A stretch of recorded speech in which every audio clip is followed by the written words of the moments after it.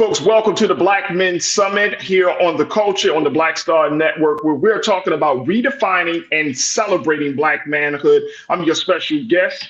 When I say special guest, I'm your host, excuse me, Faraji Muhammad. Thank you so much for tuning in. Folks, we are going to have this is day 3 of our fantastic summit. Over the past 2 days, we've been talking to Black men from across the country to give us some insight and analysis and some hope and solutions as well about some of the areas that Black men are struggling in right now. And today will be no different from that.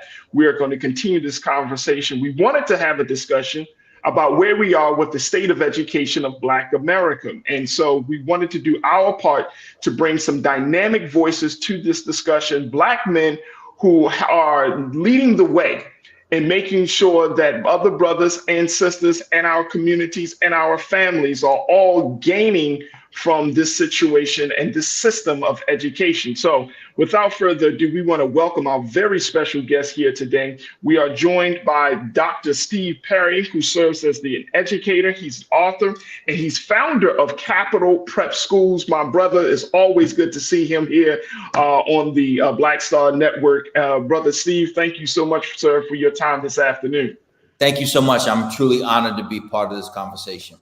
Absolutely. Also joining us is Anthony Pena, who is an educator and activist. He has been working with young people and Black boys in particular in underserved communities for the past almost a decade now that he's been doing that incredible work. Brother Anthony, thank you so much for joining us as well. Thank you, Brother Faraj. It's good to be here. Absolutely. And then in a few moments, we should be joined by, if I'm not mistaken, Brother David Miller. He's going to be coming and joining us, and we're going to be checking in with him as he serves as an educator and author and founder of the Dare to Be King curriculum. Dr. Perry, let's start with you, big brother. When we talk about this issue of Black men in education, there are a lot of ways we can handle this conversation. So I'm going to start here. When do you think that it happened when we started to see a decline, in some cases, a removal of Black men from the school system?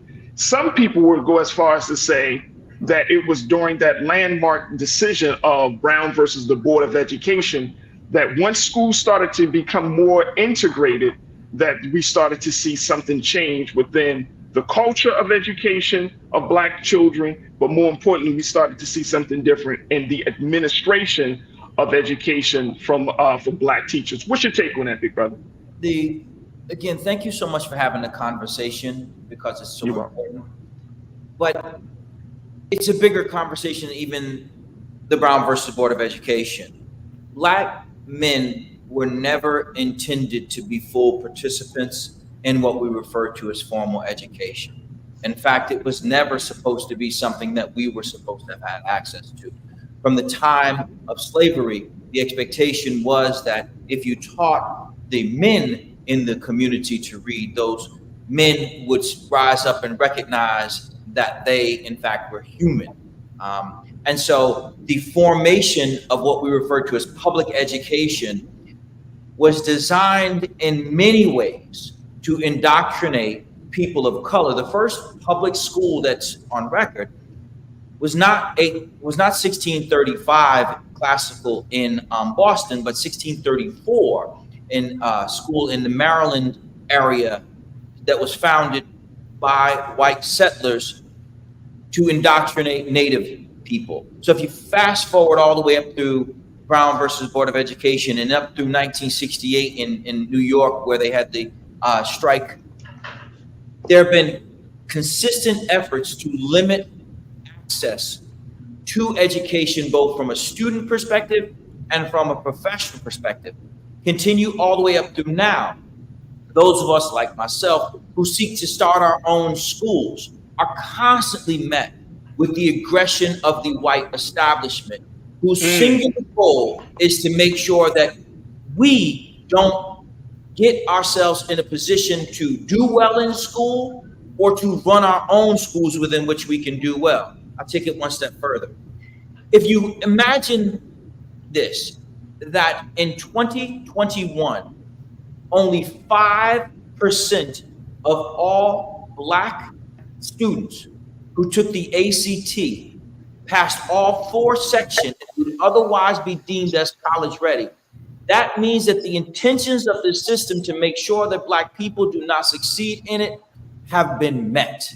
Mm, mm, wow. I want to get your take on that, Brother Anthony.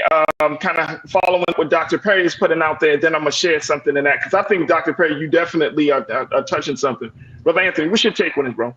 And Dr. Perry's a pastor right here. He hit it right in the mark. We're not meant to be in the classroom. That's why we saw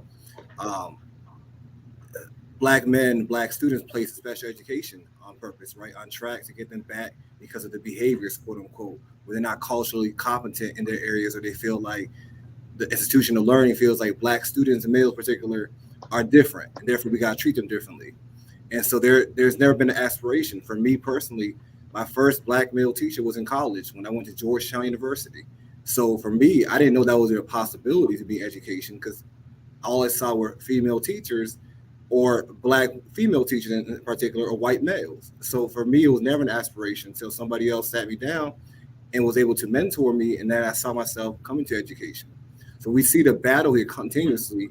We look at suspension data, we look at learning disabilities. It's targeted against Black male students continuously, and we see that in the spectrum a lot. And so it's a correlation between they don't want us in the classroom, and they definitely don't want us to teach true education. The reason a lot of people do not like education, quote unquote, is because they don't feel seen or heard in the classroom. So when there's a differing opinion on a viewpoint, they told that young man to be quiet, or there's some things that we might think differently and it's shunned upon. So a lot of times we become disvalued from the system because we feel like nobody understands what we believe in, and therefore we're almost criticized for believing something differently than what the, as Ruby Payne talks about, middle class norms. Learning is really based on and rooted in middle class norms, particularly white education. And if you remember, education foundation of this country was founded on white male landowners, and so only if you're a white male privileged you went to school. So there's never been for other people that said white males, and in particular definitely not Black students, because they're in slavery, we're not allowed to read or write. So therefore this has been long-standing culture in America where Black men do not belong education because it was designed for white men.